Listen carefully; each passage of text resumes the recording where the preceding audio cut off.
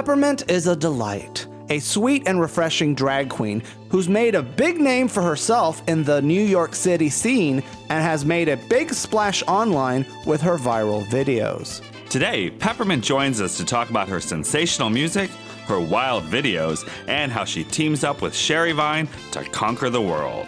Listen as Peppermint gives her thoughts on her close friend Laverne Cox playing Frank-N-Furter in Fox Television's production of Rocky Horror, which has some worried that a trans actress playing the role might not be good for the trans community.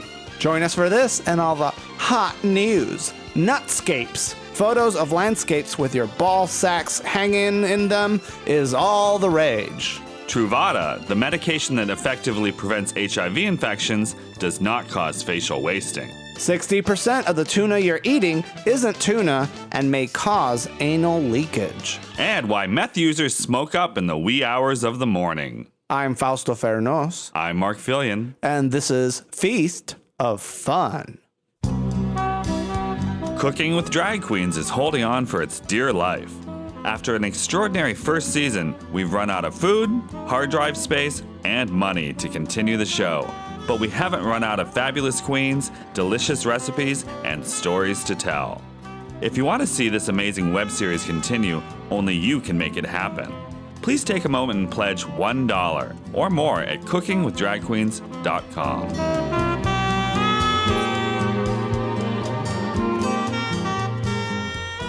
Hello. Please state your name after the tone, and Google Voice will try to reach. You know who you called. I hope that's recording. Feast of Fun. Hello. Hi, Peppermint. Hey, baby. How are you? We're doing good, honey. I love your Google voicemail greeting.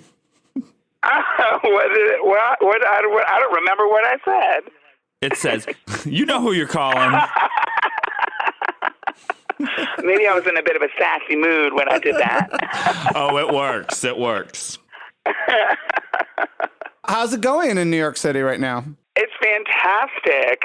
Things are great. I mean, it's raining right now, but luckily it's my day off. I had a crazy, crazy day yesterday and was, running around and did a big event with Alex.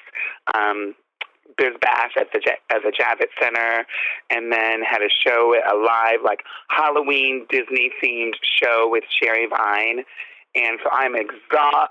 I just had my breakfast bagel, and yeah, I'm good to go. I love that you named yourself after one of my favorite candies. Is that one of your favorite candies? It is, actually. That's definitely one of my favorite. Mark and I actually tried to make peppermint taffy, and it's a lot harder to make than you realize. Right. Well, you're named after, your original name was Peppermint Gummy Bear.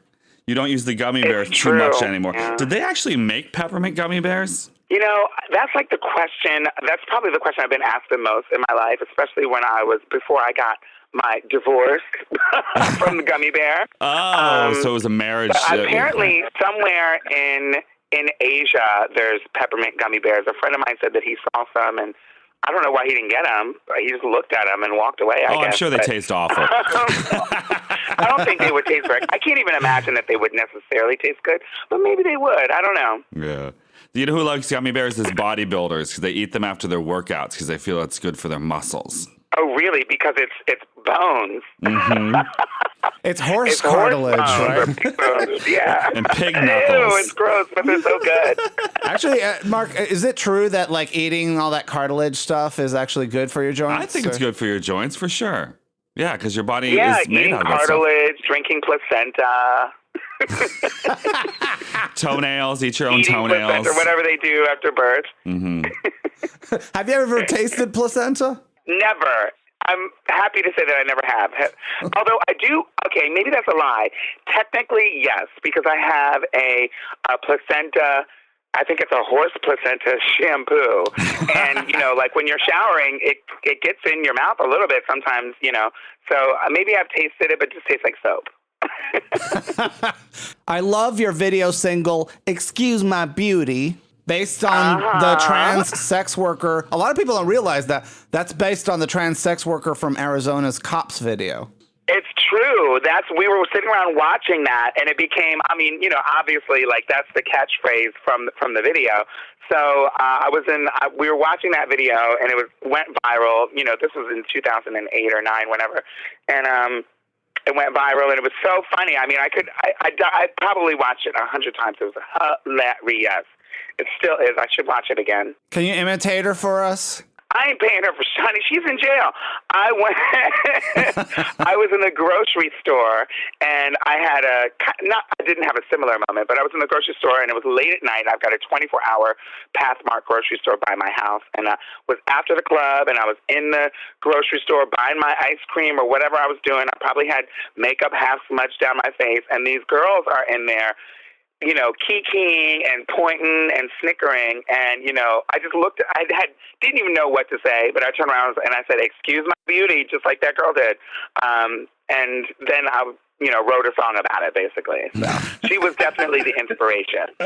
It's a little heartbreaking because, here she is. She is somebody who's at the end of the rope. Yeah, well, maybe she's not. Yeah. Hopefully she's not any longer. I wonder if there's an update. That would be interesting. Well, because they didn't really arrest her, right? They just kind of like were asking and harassing her, I guess, as police used to often do. And then they put her in the car, and she's like, "Listen, if you just let me go," and she's begging the police. You know what? It's all you would think. I mean, I can't judge what it's like to be a sex worker, and especially if you get caught. I'm sure it's no fun. So that's probably what was the bad part of her day anyway. But then, I'm assuming she identifies as trans, she didn't really explain the whole deal, but it's just like to make her denounce her identity in order to stay in good favor with the cops was kind of, it's kind of shitty. Oh, without a doubt. And I think nowadays, because that was from 2010 or something like that. I think nowadays. It was a while ago. That would not fly today. No, it would definitely not fly today. And we certainly would not be laughing about it.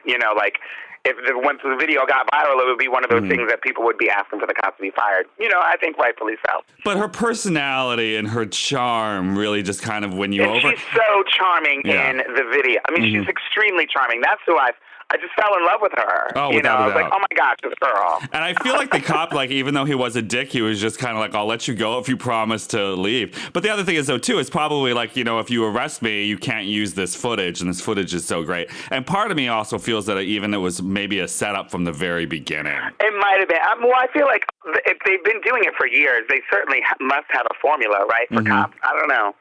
Yeah. It is a reality show. Which means it's not real. Hello. Because that cop was probably getting blowjobs from her right before they filmed that thing. He's like, we'll swing back around and get it on video. Mm-hmm. And that cop was pretty hot, I have to say. I know he was sexy, right? Mm-hmm. It'd probably be better to get on RuPaul's Drag Race than on Cops. Yeah, these days, right? I don't know. But, talking to some of those queens, it sounds like they were on Cops on RuPaul's Drag Race. They describe it as women's prison. Stuff, honey. Oh, yeah. No, man, they're describing it as women's prison because once you get there, they lock you up in your hotel room and they don't let you out until the cameras are rolling. Yeah, I've heard that too. Yeah. Mm-hmm. I've heard some tea that they've, you get sequestered and locked in the room, and then you're in your hotel room, and they put tape on the door to make sure to know if you've left or not, and there's security guards in the hall to make sure, and they communicate by if you need something, you slide a note under the door. I'm dying. You can't even bang on the wall on the bars with a metal cup. You got to slide a piece of paper under the door. I'm suffocating. Yeah. Please let me out. Yeah, exactly. Help. Have you ever been interested in auditioning for MasterChef or Project Runway or something like that? Or yeah, you know what? I think I do have a fantasy of auditioning for a reality TV show. I think I'm going to audition for Drag Race this year, which is way different than MasterChef. But luckily, I have friends who have been on all of the shows. Yeah, I'm close with Scottish Francis, who was I guess fan favorite on MasterChef last season, and a couple friends from Project Runway, and of course girls from Drag Race. So you get the tea, and it's always so different than what you expect. Do you know what I mean? It's just so crazy, and so I don't know. I honestly don't know if I would last long. I would see. The thing is, they push you to your limit. Like, they test you off camera. They make you kind of go crazy off camera. Oh, yeah. And then they film it. And then and everybody that's there that does well, that lasts long, has come to play. So then that's great for the show. But, I'm from Harlem. So, like, I actually might really cut someone, and then I really will end up on Cops, right? Well, that's what one drag queen came up to us, and she's like, I'm editing my, and she's a bodybuilder. Oh, wow. And she came up to us and she said, I want to get on RuPaul's Drag Race, so when I'm eliminated, I can punch her in the face. Oh, shit. And I was like, I don't think that's a good idea. No, we don't condone violence. But people have this like kind of fantasy that they play in their heads, especially, if you're a drag queen or a performer, of being on a reality TV show when they're, inevitably they're going to humiliate you or send you home or do something that bruises your ego. Everybody's time comes, right? Yeah. And they're all like, they have this fantasy of like getting revenge. I'll get that. I'll show her on her show. I'll show her on national television. Where does that come from? Yeah, well, it's taped. So Now, are you from Harlem, or in your bio you say you're from Hershey, Pennsylvania? That's where I was born, and I live in Harlem. So I've been in New York so long. I consider myself a New Yorker, so I say I'm from Harlem. But I was born in Hershey, Pennsylvania. So you're part of the modern Harlem Renaissance. I think so. I am the modern Harlem Renaissance baby. Well, one of your friends is doing pretty well, Laverne Cox, the actress. Yes. Oh my gosh. Absolutely. She's doing fantastic. She's on TV shows, and she just announced this week that she's playing Frank-N-Furter on the live broadcast of Rocky Horror Picture Show. I don't know if you know that. So is this going to be like a train wreck the way Peter Pan and The Sound of Music was? And well, they've done. Let's see what they've done. Peter Pan. They've done Sound of Music. Are those the only two that they've done so far? Yeah, I forget what's coming next. Yeah. The Wiz. Oh, the Wiz is right around the corner. You know what? They seem to be kind of like lining themselves up, this series of, I don't know if it's always the same the same channel, the same producers, the same people, but they seem to be lining themselves up as like these like tragically glorious things. So, look, they've got Kenny Ortega for Rocky Horror Picture Show. I'm not sure if he's done the other ones, but he's obviously legendary. And I love Laverne, and she's very talented, and she's a dancer at heart. Like initially, like she was a trained dancer.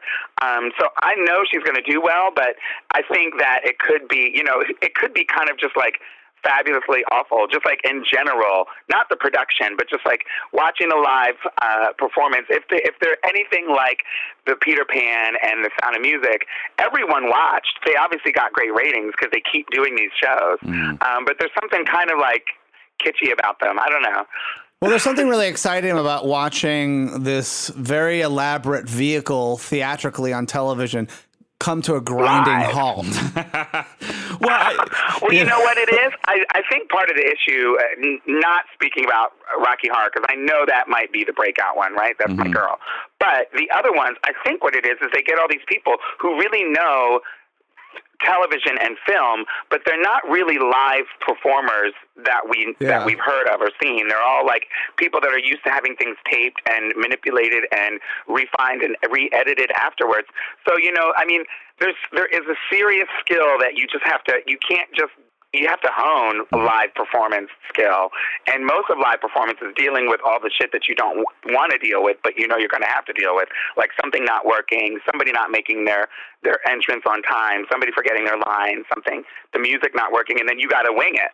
So, So if it goes bad, though, this is what I worry about for Laverne. It's like she can't be like the queens on RuPaul's Drag Race and say, I just got a bad edit. Because it's live. She can't. And she can't. Who's she going to punch? She can't go punch anybody, right? I don't know. I don't think she... Well, that's the difference is Laverne has been, for a lot of people, she just dropped out of nowhere, but she's been performing as a live performer for for a long time here in the city. So she, she's, if all else fails, she is a Renaissance woman. She'll be able to handle it. If something goes wrong or something crazy, she'll be able to improv it. I have faith in her. And just to be clear, the other ones have been on NBC, and this is going to be on Fox. And one of my concerns is when Fox did Rocky Horror Picture Show with Glee, they toned down that part. And, they had the girl become Frank-N-Furter, and then she sang, I'm a sweet transvestite from Fabulous Transylvania. It was actually sensational. Sensational, that's it. Sensational. Instead of transsexual. Sexual, yeah. Oh, wow. That's really interesting. Well, Laverne's talked to me a little bit about it. Well, she told me about it about a month ago before it was announced. And she mentioned that they, the team so far has been fantastic. I saw some of the tests for the costume, and it looks like they're going in a little bit of a different direction, a fresh take on it, something that fits her. I was trying to picture Laverne dressed as Tim Curry, as Frank-N-Furter, which obviously is not going to work, I don't think. But that's not where they're going. And it's interesting that it kind of seems expected and appropriate to cast a trans woman as Frank-N-Furter because Frank-N-Furter talks so much about being a transsexual, but it almost seems like I would want to see a trans actress maybe in like a different role, like Columbia or Magenta. Yeah, that was my disappointment with it. I was hoping that they would actually have put her in the role, not as the maid. As the maid Magenta. Put a black girl as the maid, yet again. But putting her as Columbia, yeah. Because also Columbia, I believe, is the one who sings science fiction double feature in the beginning. Yeah, exactly. She's got a much better part than Magenta, I think. I think that would have been, if I had to choose it and cast it myself, that might have been my first choice. Now, do you have any concern? Because I've heard some, transgender people think that it's going to be confusing to have a transgender person play this role because they're really trying specifically this role. Yeah, because they're trying to get people beyond thinking about trans people as a man in a dress, and Frank-N-Furter often can come off as just, a man in a dress. There could be an issue. It really comes down to the execution of it, I think.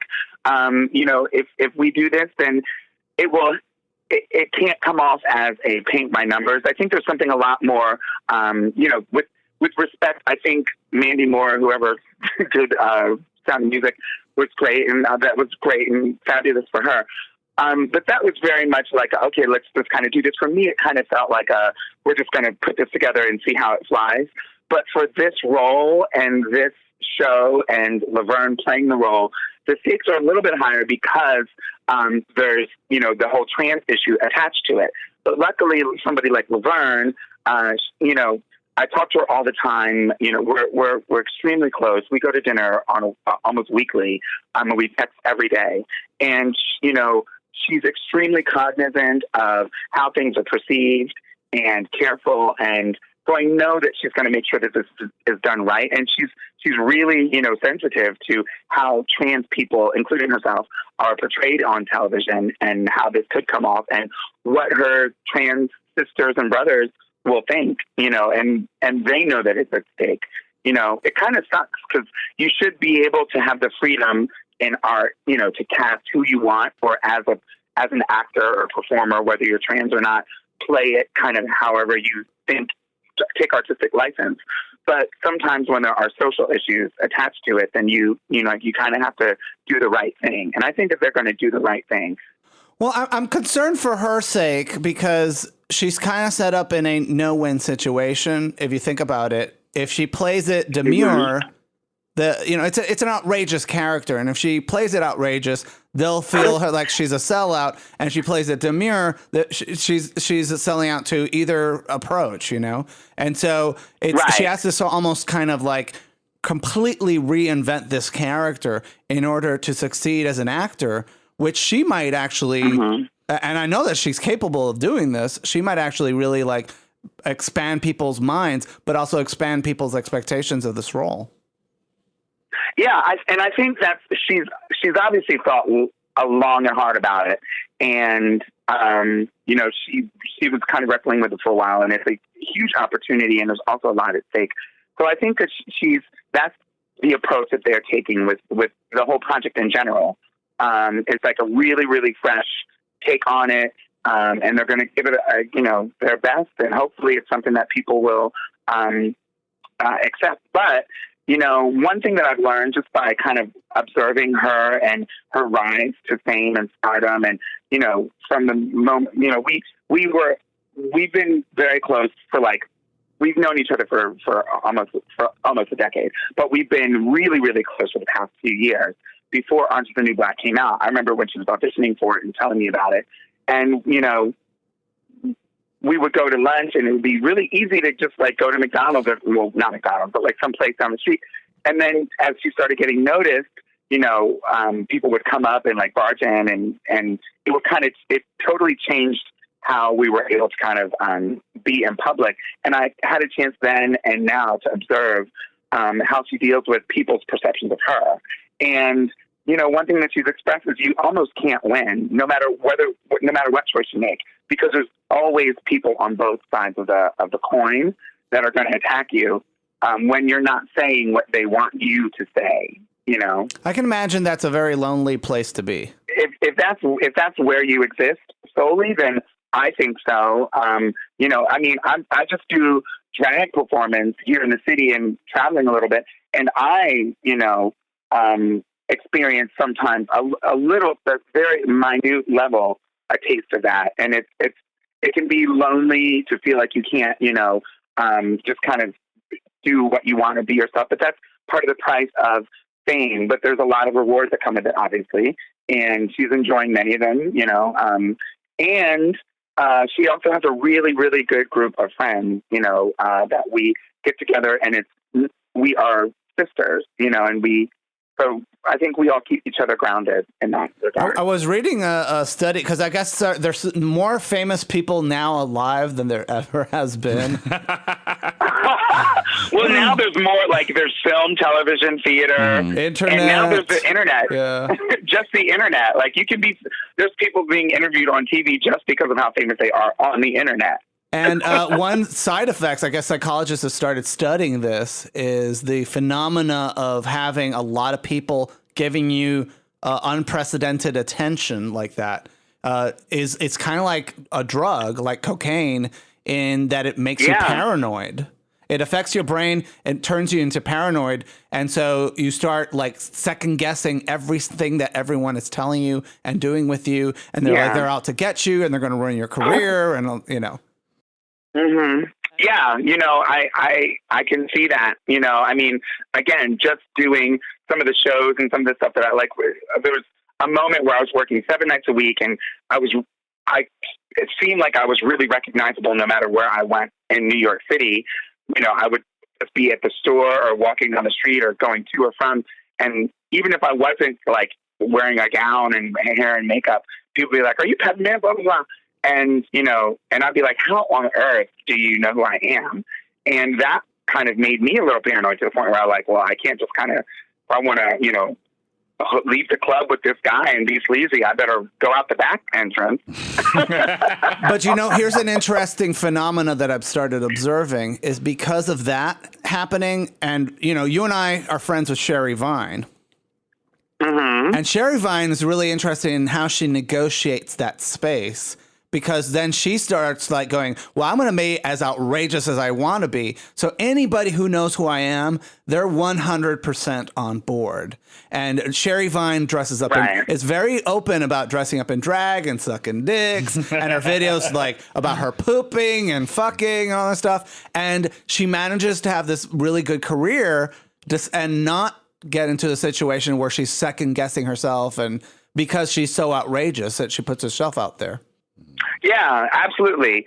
That's part of the payoff of being able to kind of have this really unfiltered stream of art coming out.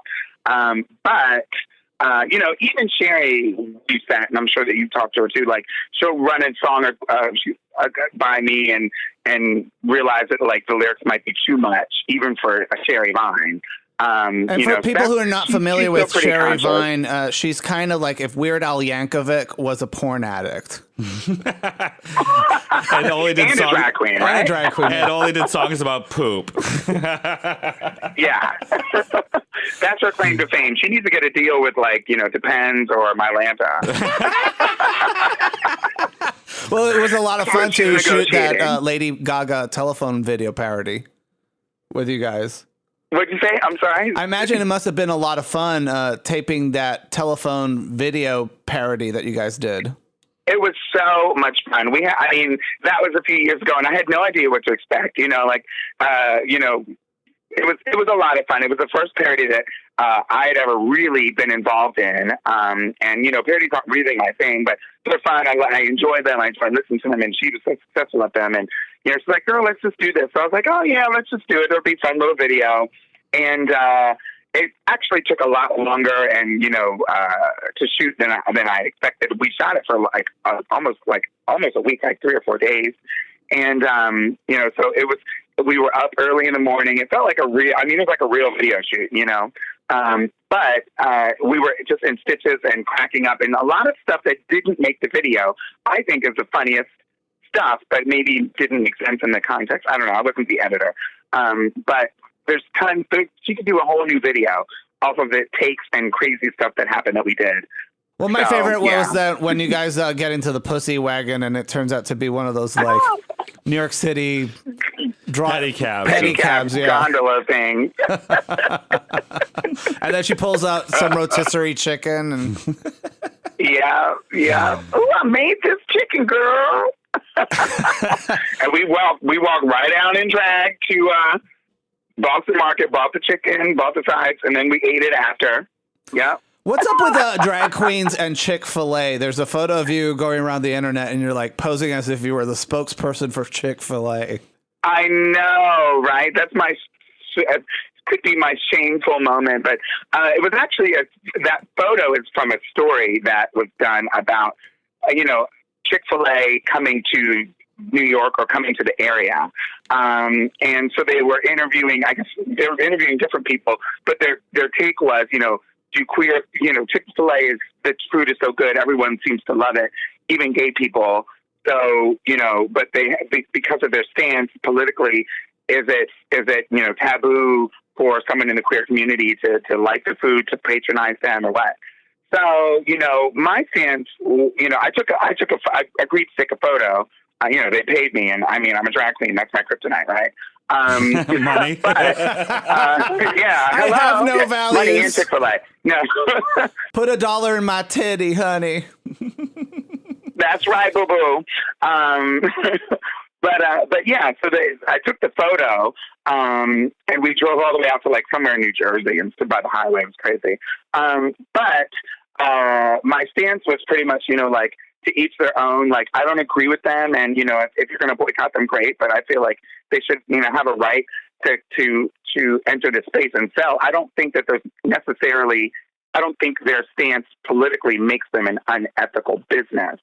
I think I don't agree with it, and I haven't eaten at Chick-fil-A. I didn't even eat the food that we were using the day of the shoot, because I'm not really that big of a fan of it. I like chicken. I'm black. I like fried chicken, so I'll eat fried chicken. Even in front of white people. Even, exactly. But my stance on Chick-fil-A is like, to each their own. I'm not going to go there. I'm also not walking into a Catholic church, but I'm not going to tell you can't have a Catholic church in the town. And they obviously, their stance is very clear, right? So, I feel like it's okay for people to have their own religious convictions and things. And if you can send money to politicians. I wouldn't want someone to boycott one of the companies that is supportive of the queer community just because they are supportive and give money to Hillary Clinton. So I feel like it should be equal. We don't all think the same. So I'm okay with that, for now. The guy behind the stance, the former CEO, he's the president, the guy who founded the company, or he bought it and he made it into what Dan it is Cathy. today. Yeah, he's dead now. So eat all the chicken you want. What Eat all happened? the chicken you want, boo. Yeah, I'm Oh, pretty really? sure Is that- the boycott over? Well, I mean, it's not the company long ago said we're no longer going to give money to those organizations, even though I think the owner Yeah, and- privately did, and he still held that same kind of that same belief. But he publicly, yeah, but he's dead now. yeah, he did publicly. Oh, I'm sorry. Right? He died.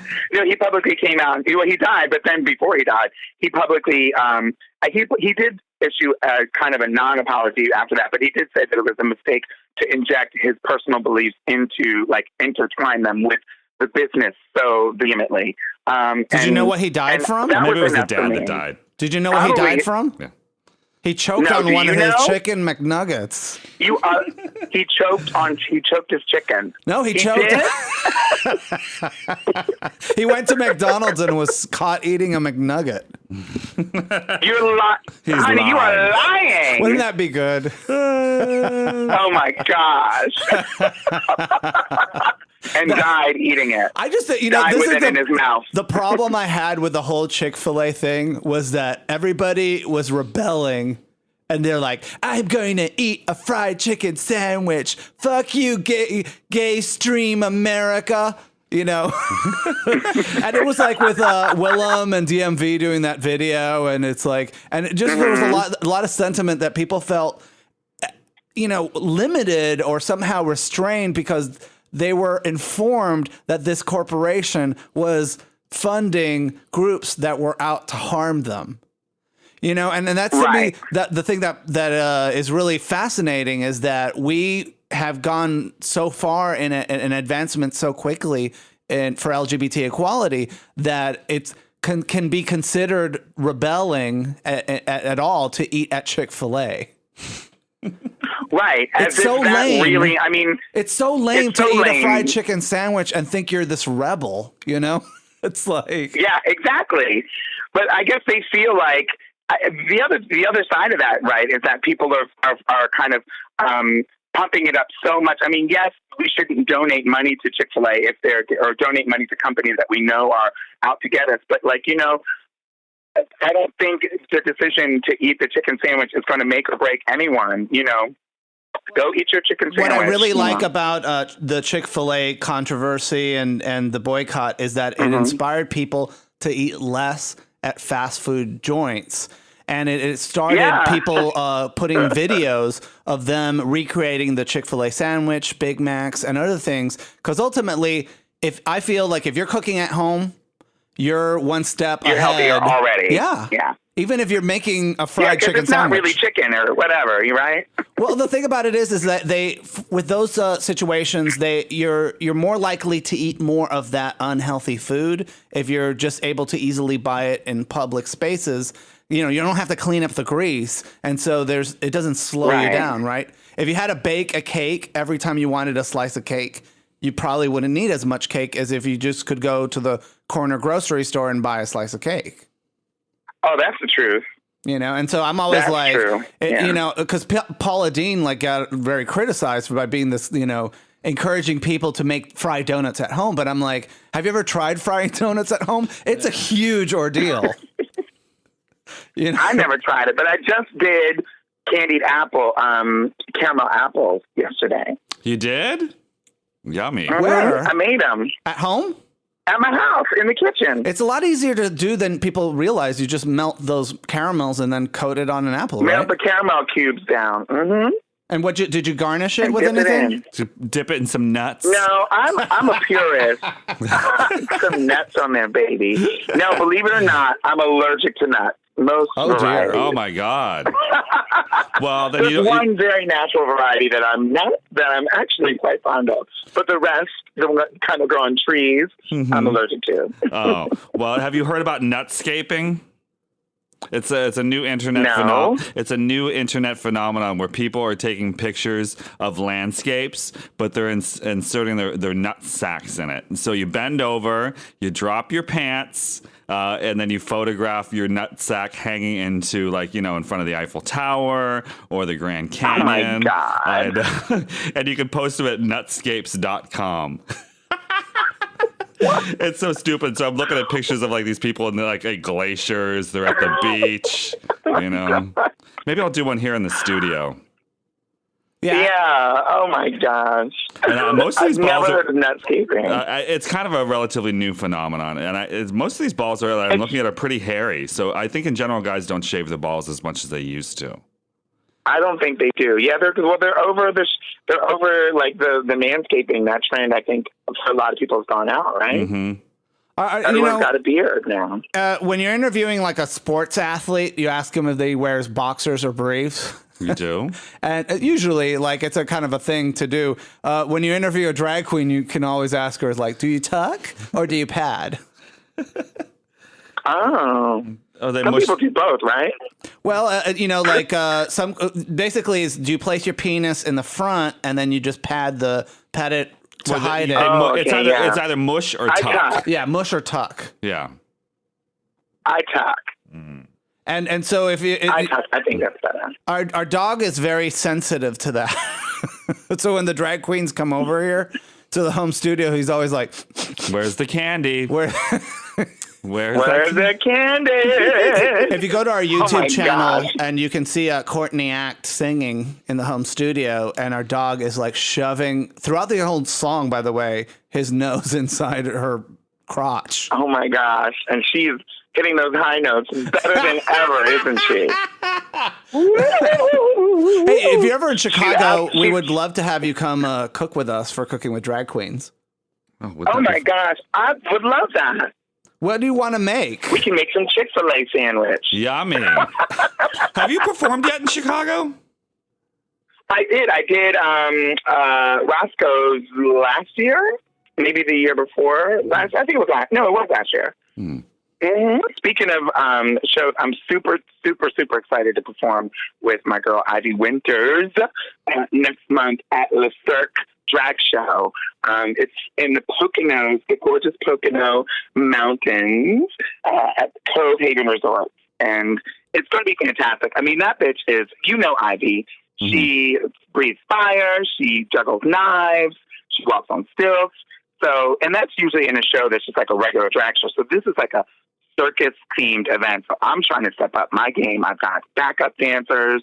It's going to be insanity. So I'm really excited about that. Now, she's incorporated knife throwing into her act. Are you going to allow her to throw knives at you? I know. I saw her getting the whole thing together. Her dad helped her build it. Will you let her throw knives at you? Absolutely not. Because she practices on her husband. So I imagine if they have an argument that day, the knife throwing doesn't happen. Oh, gosh. You know that, honey. No, yeah, I'll let her, no, I don't know about that. Yeah, we just chatted. I trust her, but not that much. We just chatted with Ivy. She was on, I guess, Monday's show, and it was so nice to catch up with her. She really is such a sweet and endearing person. You're lucky to work with her. She's the sweetest person.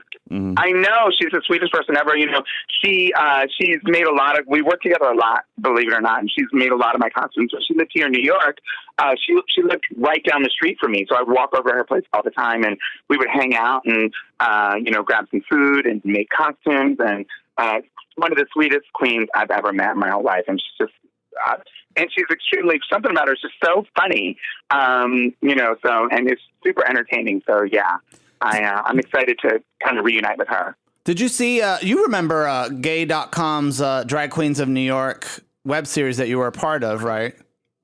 Yeah, of course I do. And Epiphany Get Paid, and she's a lovely drag queen who says the most hilarious, shady things. She was hilariously shady. Yeah, so she was saying like about your. What did she say about you and your backup dancers? Do you remember that? This is what she said.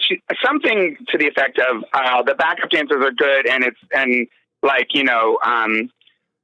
great to have backup dancers. It masks your lack of talent. Essentially is what she was saying. Oh. But the funny thing is, the next week, she hired those same backup dancers to dance backup for her at the Glam Awards. Literally the next week.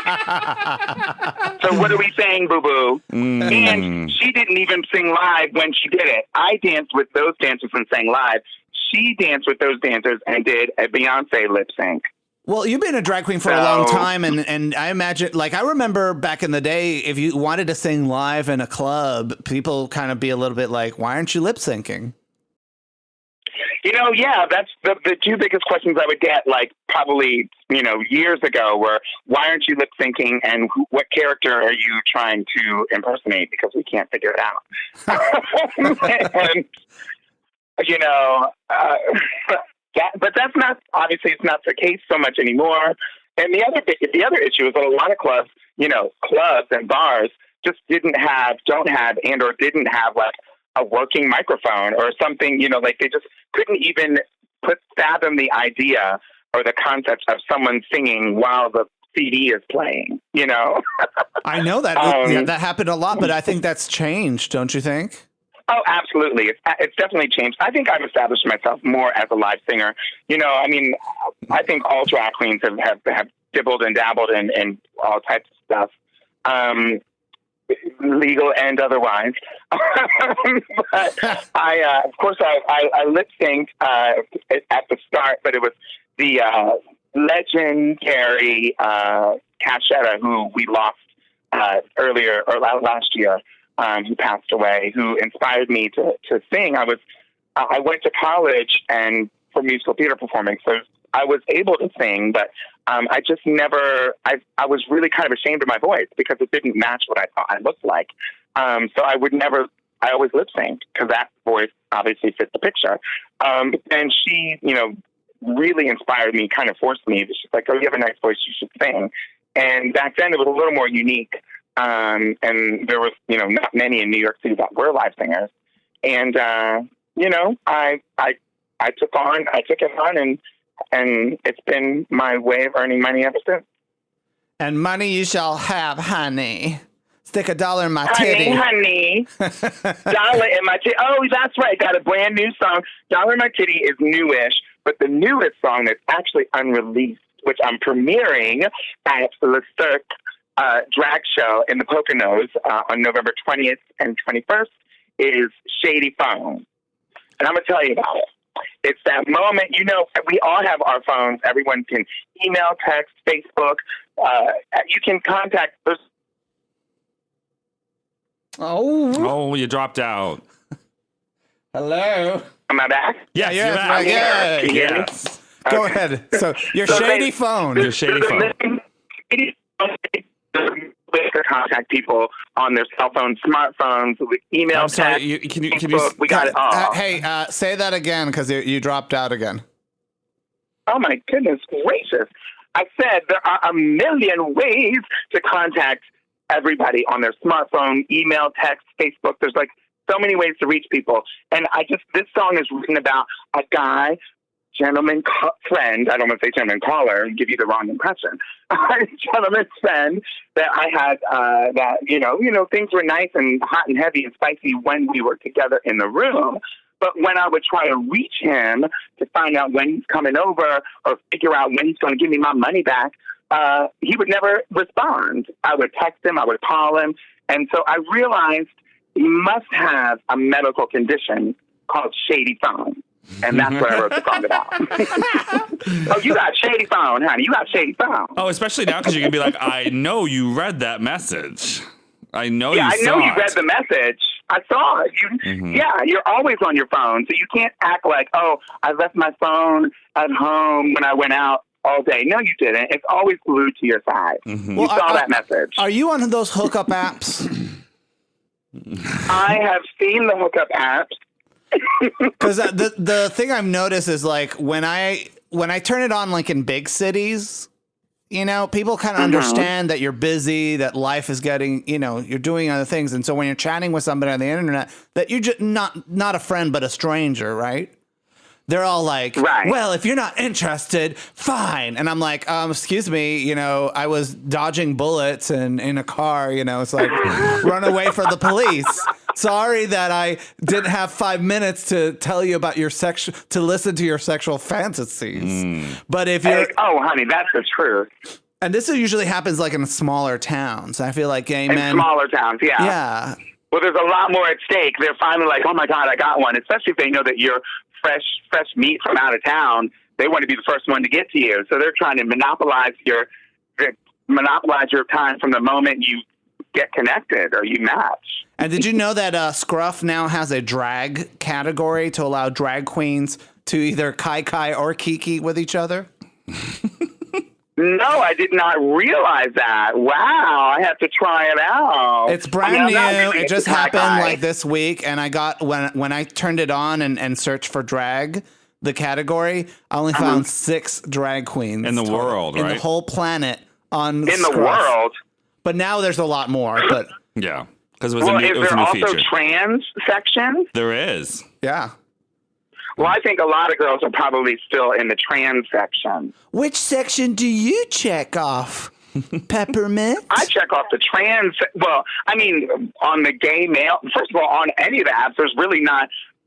There's only 2 or 3, maybe at most, that even have a drag or trans section. You know, there's only one actually right now. But I think Grindr has a trans section. And then Grindr has trans, and in its trans section, I think was intended for trans men. That's what I think. Yeah. But it is funny, you know, I've always checked off trans because I'm not going to check off, you know, bear or like, you know, otter or whatever.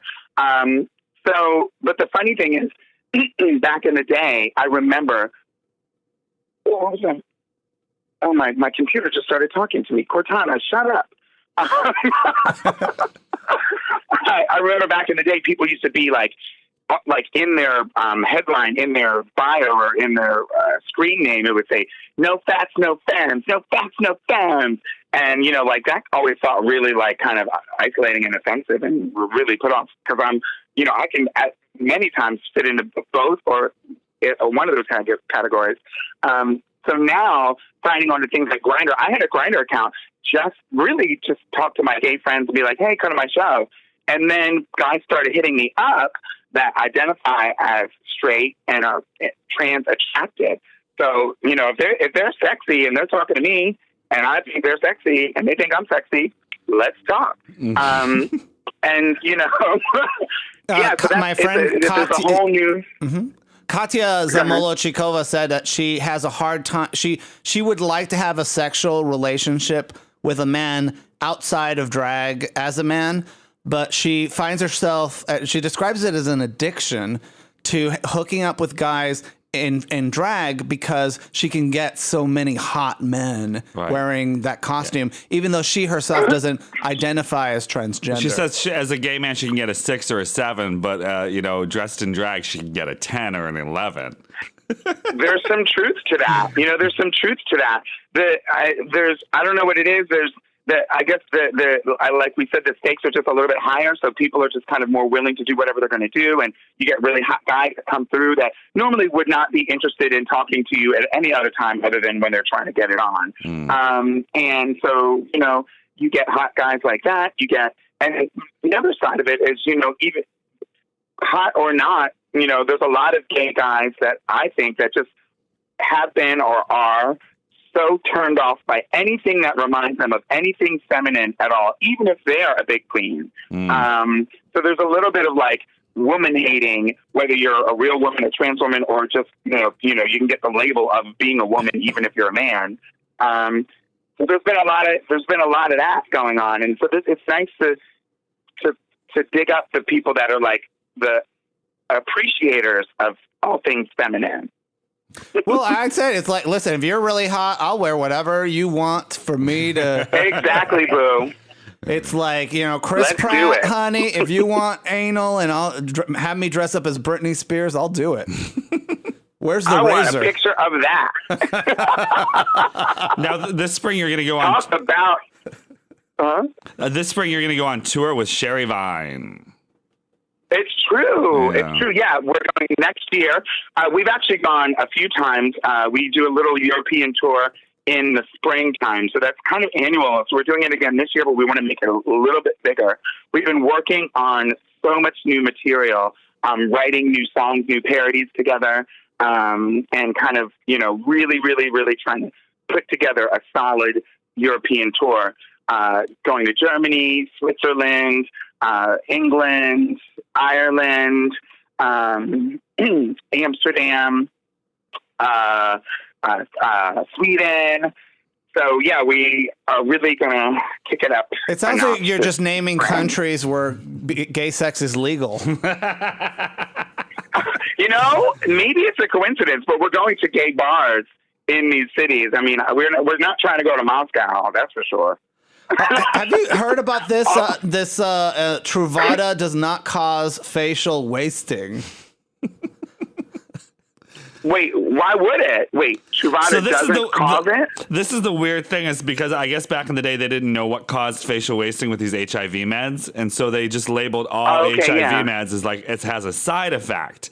And so now because we're using Truvada as like as PrEP, pre-exposure prophylaxis, people are like pointing to that and saying, well, look, that's one of the side effects. That's one of the side effects, and you shouldn't take it because it's it's bad for your body. But now the EU is looking at it and saying, well, that doesn't cause that, so let's take that off.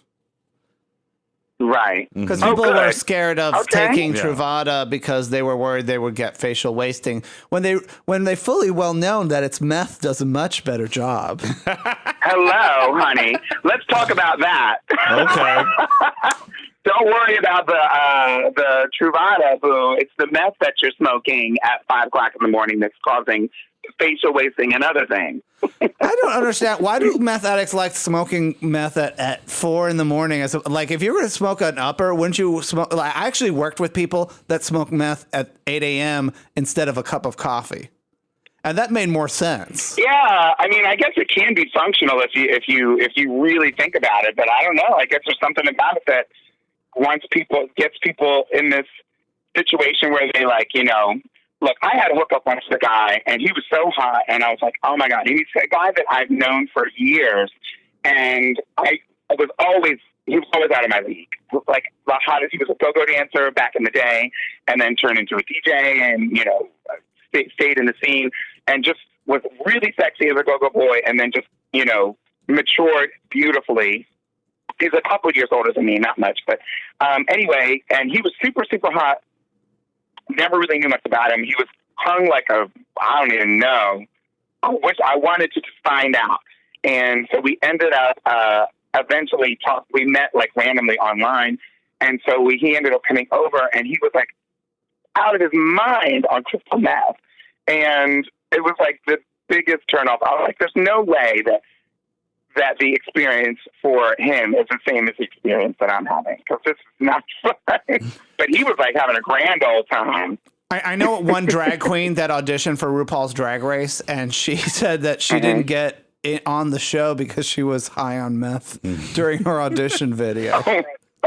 Well, the reason why people do the meth late at night too is because people that stay up late at night are usually socially isolated. So they do it because they can sneak and hide away, and then they can sleep all day, and so they don't have to see people. Oh yeah. Yeah, because I had a boss, and it's like, and he acted weird, and I was like, what is wrong with him? And I always thought he was because he was drinking. And then finally somebody was like, and then finally somebody explained it to me. He was like, no, honey, he's smoking. He's not drinking. And I was like, that explained everything. And part of me was like, it does, right? Years later, like, I went to this cocktail party, and there was this, like, some of my old coworkers from the office were there, and they were like, oh, we would regularly have meth sex parties all the time. And part of me was a little bit like, coworkers? Yes. Yeah. And then I was like, I was a little bit upset that they never invited me.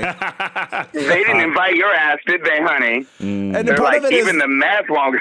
and part of it is, I think, because they felt that I was too innocent or too good of a person, and they didn't feel like I was corruptible enough. Little did they know you were selling the shit. They could have got a better deal. Well, that's the thing about, like, then it turned out that somebody else who I worked in the office went to jail for a while, and it was because he was the dealer. Oh my gosh! That's so crazy. I was in the same boat. I mean, pretty much with me, like, I'm a straight shooter. Like, what you see is what you get. And, I don't drink or do drugs, and I never have, but I'm totally cool being around people. I'm not judgy about it or anything like that. I've been in the scene for a long time. But people still, I think, get this idea. Maybe it's something they're projecting, is that they feel like if you're not going to party with them, if you're not actually going to do it, then they don't want you around because maybe it makes them feel bad about it. I don't know. But I had a roommate for a year who, and this was like 10 years ago, and I don't even know if I'd heard of crystal meth, but I had a roommate for a year, the same situation, who she would like come home and she worked kind of part-time, and maybe I don't know how she got money, but, you know, she would like sleep for like 2 or 3 days straight, and then she would be up for days and days and days and just like acting all erratic. And I never understood it. I was like, this girl is crazy. And then come to find out she was, you know, doing meth. And, you know, I didn't even know until like after she'd moved out. And I was like, oh, that's what it was. Well, Elvis Presley was given prescriptions for it. Like everybody thinks that this drug is like new and stuff. And I'm like, oh, honey, Judy Garland was on meth. Oh my gosh! So, and they called it speed, you know, back in the day. Oh yeah, duh. Yeah. But would they smoke it and make it out of Drano and cough syrup or whatever? I think it was just the pills, but it was just pills. But they could have, you know, I'm not sure what the history of the drug is. Well, it's like in the 60s, all the housewives all took diet pills, and that was, you know, methamphetamines. They're all just running around. Mm-hmm. And that's where you got the Valley Republicans. Of the dolls, honey. Yeah. Now, did you hear about this one that I guess they've done a DNA study of the tuna fish that you get in cans at the grocery store? Oh, no. And what, bitch? 60% of the tuna that you're shoving in your pie hole is not tuna. Is meth. Is meth. Is escalar a fish that causes prolonged, uncontrollable, oily anal leakage? Oh my gosh. I got to go to the bathroom. Mm-hmm. I wonder if I've had that. I did not hear that. Because I feel like sometimes I eat tuna and like sometimes it's fine. And then other times it's just like you get the just really terrible gas. And so I wonder if you know what? You are so right about that.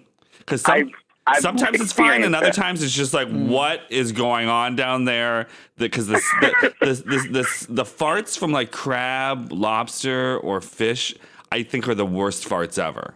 Like worse than like egg yolk farts. Oof.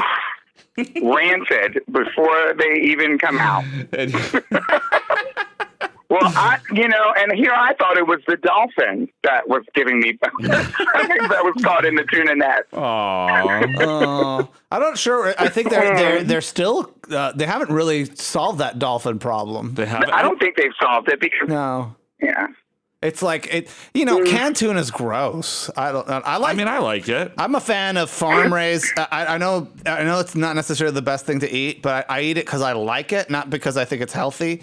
Sushi, just sushi salmon. I think it's delicious, and it's raised in a tank. Oh my gosh, it's so good. You know, and Mark doesn't want to eat it. I don't want to eat it because it has high levels of mercury and other things in it. But I'm 43 years old. What am I gonna get? More Alzheimer's? Right. I mean, we're past the point of really not eating a particular type of food because of what's in it. Because I feel like everything else, like there's already you either get the farm raised with the high levels of mercury that comes from a farm, which at least you kind of know what's in it, or you get something that's caught in the wild that was swimming right by where the BP gas oil spill was, and you get some fish with 7 eyes. So, did you hear this conspiracy theory that the BP oil spill was actually created in order to evacuate the region? What? So that they could what? So they could harvest more oil. So they could harvest control more it. oil, of course. Yeah, that basically you know what? BP I created wouldn't be shocked. You know, it's like I imagine that you live in New York City and the events of September 11th. I don't want to get into that discussion, but it seems like every year there's always somebody who is always like, "Honey, there's no way those buildings could have been collapsed by those 2 airplanes." And so there was a lot of conspiracy theories right up front, and obviously still are, and it's kind of one of those gray spots. I mean, there's so much going on. There's so much. It's a complex situation, obviously, but you're right. Like when you sit down and look at a lot of the what's out about this, and some of the plans about the building and things like that. Some buildings fell that weren't even hit. So there's something that's obviously you don't know about, we aren't privy to. There's something shady going on there for sure. But, Do you ever talk about politics with Lady Bunny? Oh my God, honey. She'll call me up and we'll have a marathon conversations about politics and everything under the sun. She call you too? Oh, honey. I think she has like a Rolodex of every person she's ever met. And she... Yes, she does. And it's a real Rolodex. It's not in her phone. I love those phone calls from her, though. Yeah, it's like I've talked her off of a cliff. She was really, really angry one time about something, and I was like, girl, just breathe, honey. It's like she's such a passionate person, you know, and it's so like, passionate and so knowledgeable and talented. I would love for her to write a book. Yeah, like a real book. Like seriously, like her experiences and the things that she's seen, because she's just a remarkable like icon, aside from being a kooky, crazy bitch who's so funny, she's, so deep and she can talk to you about pretty much anything, Well, you like rubbed shoulders with so many LGBT legends and extraordinary people, and certainly Johnny McGovern got you started in your music career. He did.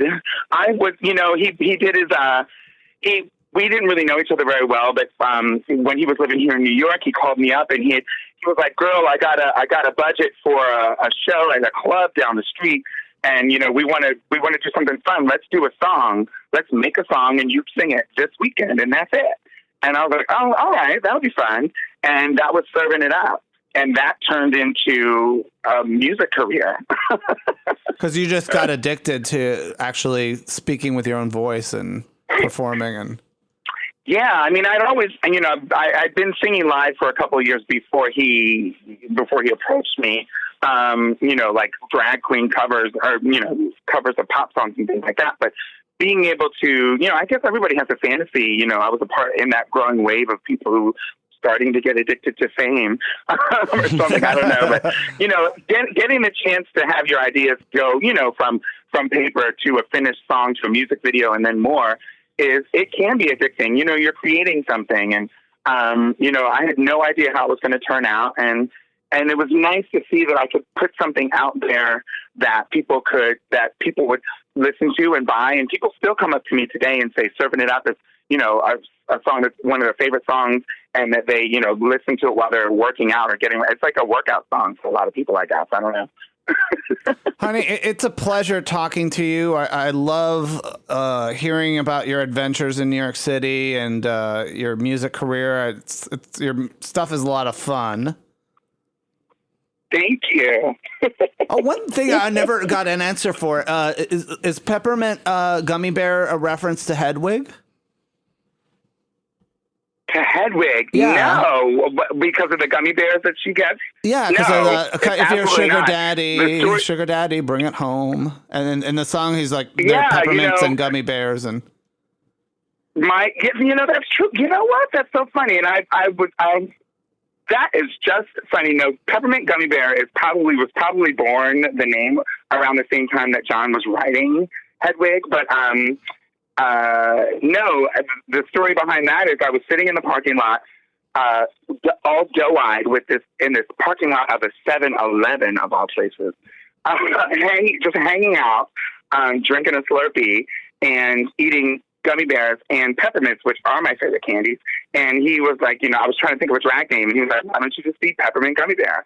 And, I was like, okay. I mean, he could have called me Slim Jim, and I would have said yes at that point. So Slim Jane.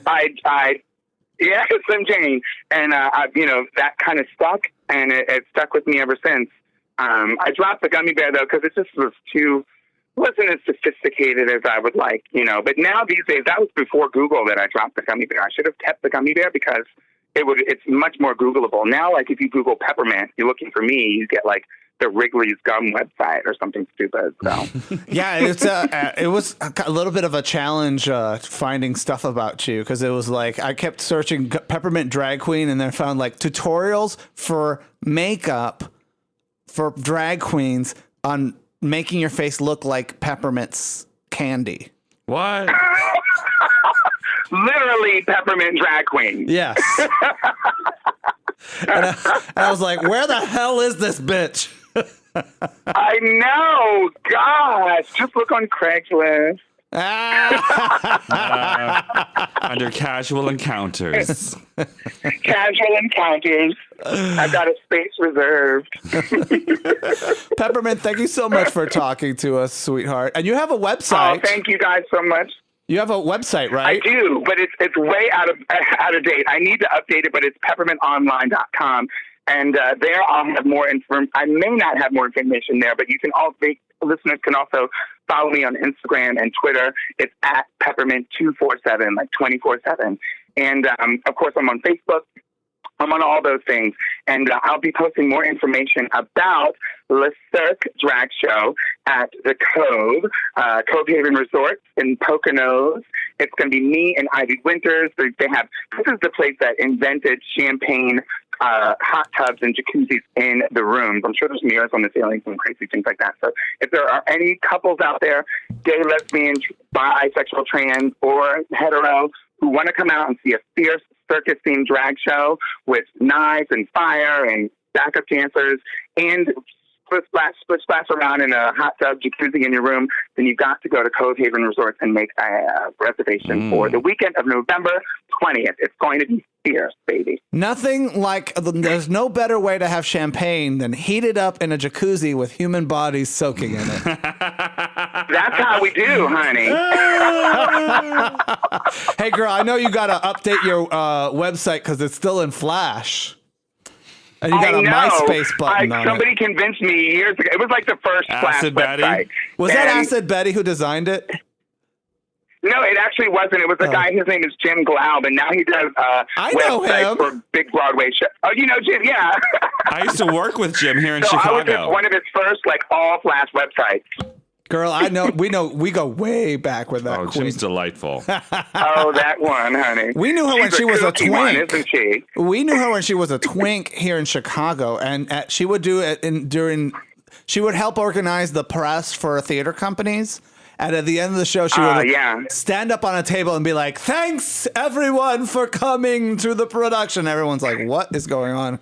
What? She was like, I swear, she's beamed out of 1920s.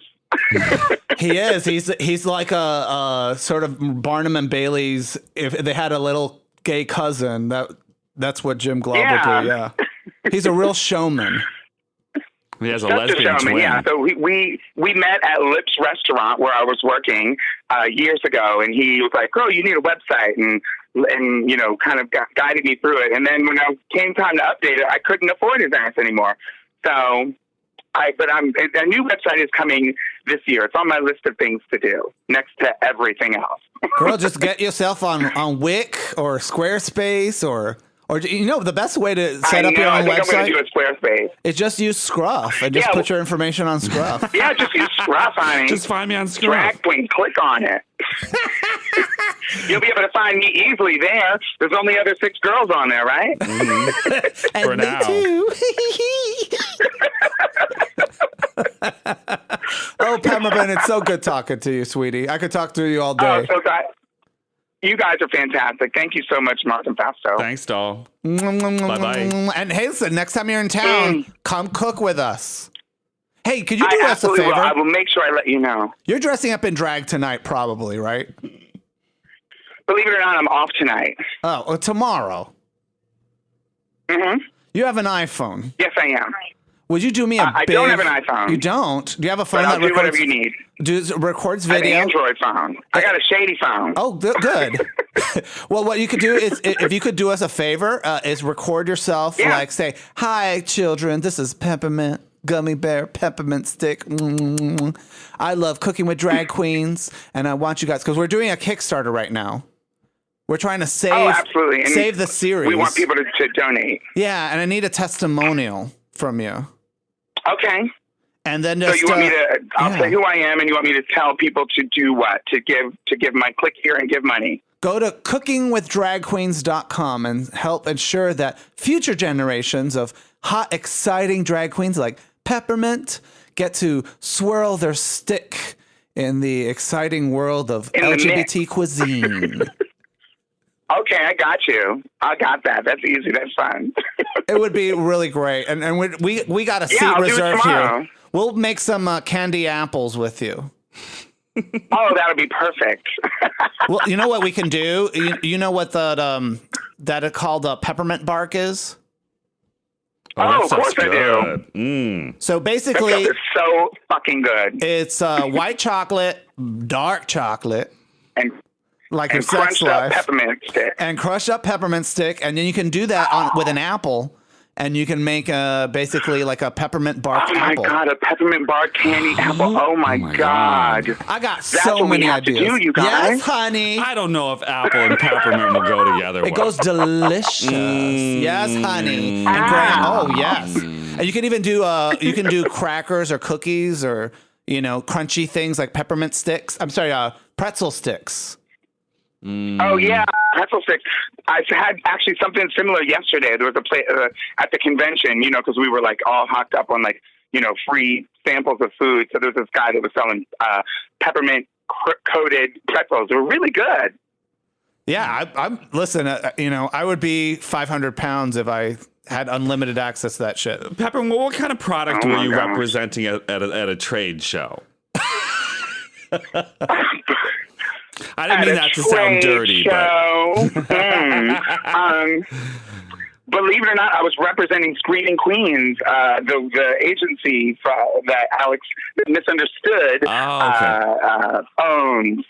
So yeah, we were doing. She sends me all around the world and does a bunch of stuff. She's actually the agent that's handling this event with Ivy Winters, and yeah. So okay, we I work thought together maybe a lot. you were selling cars or something. Yeah, You're wouldn't a that be booth awesome? babe. I actually was. For 2 years in a row, I was, for some reason, the drag queen spokesmodel for a brand of vodka called Kremli. I don't know if they're still around or not. This was years ago, but I was like their girl. I went to all the trade shows and was like their spokesmodel and stood around in a red dress and talked about Kremli vodka. Did people know who you were, or they were just like, this woman is really tall? I don't know it was a weird combination. It was like the most bizarre, the most bizarre thing was the meeting in the office, like speaking to, it was literally like going into the KGB office and speaking with, I don't know. I mean, I don't know what it was like, obviously, but it was just so awkward and bizarre. And it was like, guys, nobody spoke English and they just had high expectations. And I was like really afraid that like I might not get out of here alive. Like it was kind of scary. Russian thugs. But I'll go anywhere to get that check, boo. Honey, I'll go anywhere where the Russian thugs are. Ruff. Oh, yeah. Yeah, you can perestroika my Moscow. Pull back that Iron Curtain. Oh, yes. Oh, my gosh. I love Russian mobsters. Oh, my God, they're the hottest. I think I do. Not the sexy ones, not the ones that are like obsessed not with the working ones that out. look like, tuna fish. Well, Orange is the New Black, right? It's like the what is it? Janeway's husband's friends. Not that. Yeah, Red. Yes, Red. Oh, her husband. Yeah. I'm so jealous of if Laverne Cox gets to work with Janeway. Oh my God. I know. And did you pick she- up on the first season that she made a Spock joke? No. What did she say? What was the joke? Natasha Lyonne said, "I wanted to be Spock to your Kirk or something." Yeah, like that to her. and she was like, "Oh." Fourth That's season. genius writing. So in the fourth season, I guess know. Laverne Cox, she breaks out of prison and starts a rock band. Which will be televised live on Fox. Well, the last season they were basically didn't they stab her to death or something? I didn't. She was I didn't finish attacked. all of season. Thanks for the spoiler. Oh, honey, a spoiler alert! A year later is not a spoiler. They're done filming season 4 and 5.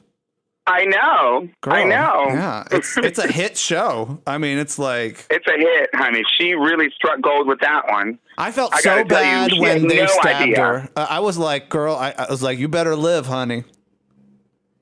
Mm-hmm. You know, but if you're friends with her, Yeah. you're kind of like, you know, like it's kind of fun to seeing your friends kind of like pushed around and beaten up on television, isn't it? Beating up on TV and going crazy and doing crazy shit on TV. Yeah.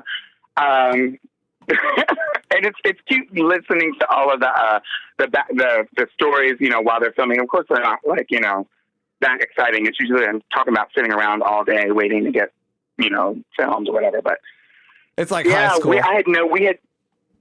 Huh? It's like high school. Yeah. You sit around all day and do nothing.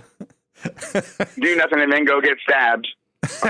like that poor girl that got thrown around in a chair. Oh my gosh. Oh, I know. I saw that. And then Crazy. Don Lemon's like, well, we don't know what exactly happened. I'm like, a police officer took a girl and threw her across the room. Took a child and threw her across the room. What else do you need to know?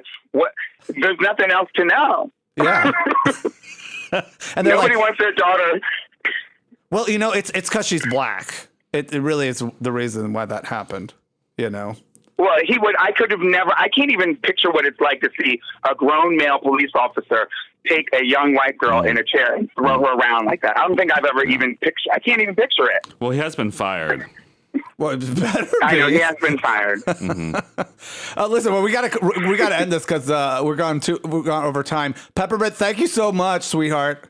Thank you, darling. All right, I love you. Feast of fun. Thank you, guys. Thanks, Bye. doll. And I'll send you the video tomorrow. Awesome. Thank you. Bye. Okay. Bye. Peppermint gummy bear, peppermint stick, but just plain peppermint. Lives in New York City. You can check out her fabulous show with her gal pal Ivy Winters at Le Cirque Drag Show at the Poconos for a weekend fun in November. And that's the weekend before Thanksgiving. So Yes. before you hang out with your family, go take a little drag holiday. You can get your turkey stuffed. I want to get into one of those champagne hot tubs. Why would you want to get into a champagne hot tub? Well, Is it it's shaped like a champagne glass. It's not filled with champagne. Oh! All this And time I was like, that sounds terrible. And they also have those heart-shaped ones. I remember like being a kid and looking in magazines because I grew up in Pennsylvania, but on the other side of the state. Yeah. And then seeing like those advertisements for those places, and I always thought, God, wouldn't it be fantastic to get a hotel room and you have a jacuzzi in there and it's heart-shaped? Oh yeah, we've never had that. No. I think we got invited. though, We won a romantic hotel room suite in the suburbs. At the Sybaris Suites, yeah, but it was like out in the suburbs, and it was just kind of like It was a hassle to get I out remember there. back in the day, Yeah. it used to like it was only for straight couples, and then they changed it so that anybody could go to it. Yes, Mm-hmm. we are free. We are free. We are emancipated because we can sit in a champagne glass jacuzzi now. The complaint that I've heard about those rooms, though, is because there's a lot of humidity from the hot tub, and so it kind of like it's always with you, so you're sleeping in a humid room. Oh no, yeah. Yeah. I don't like the smell of chlorine first thing in the morning with my eggs and breakfast. My breakfast in bed. Guys, we want to remind you that Feast of Fun would not be possible without your financial support. If you're not a premium member, consider doing it now at feastoffun.com/plus. And if you're listening for free, enjoy the free show. I want to remind people, too, that a lot of renewals are coming through, and some people's renewals are getting blocked because you may have changed your credit card. So the new credit card, PayPal won't let the subscription go through. Some people were involved in that Target or Home Depot stuff, and so they're not going to allow those kinds of subscriptions to go through. And so if you're still getting the show and your subscription's not up to date, contact me. We can renew your subscription, because otherwise it's going to be a very tedious process to go through and chop all those subscriptions, which breaks my heart. So it's much better if you just mail me at mail@feastoffun.com, and we'll take care of that, and then we don't have to take care of it the other way. The email, once again, is mail@feastoffun.com. We also have fabulous t-shirts for sale at our store, feastoffun.com/store. I'm currently out of a lot of sizes of Hunty, but we are getting new t-shirts in next week, and then we will screen them. So I'll probably put them back up for sale, so you can order today, and they'll be shipping. And get your favorite person a Hunty t-shirt for Christmas. You got to buy Christmas gifts. Why not shop at our store? Why not shop at feastoffun.com/store? What's wrong? Have you lost your little cackle laugh, your RuPaul laugh? Oh, it is Halloween, so. We'll be back tomorrow with talking to a drag queen who drives for Lyft, and she's got stories to tell. And because she drives for Lyft, she gets tips. So she gives them a show.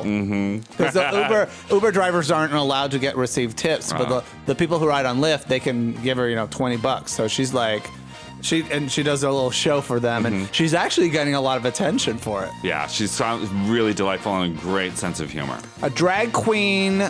What is that? She's a cab driver? Chauffeur. A drag queen chauffeur. A liveryman. Yes. She is fantastic and a lot of fun. Guys, thank you so much for listening to the show. We'll be back tomorrow. Bye-bye. Bye.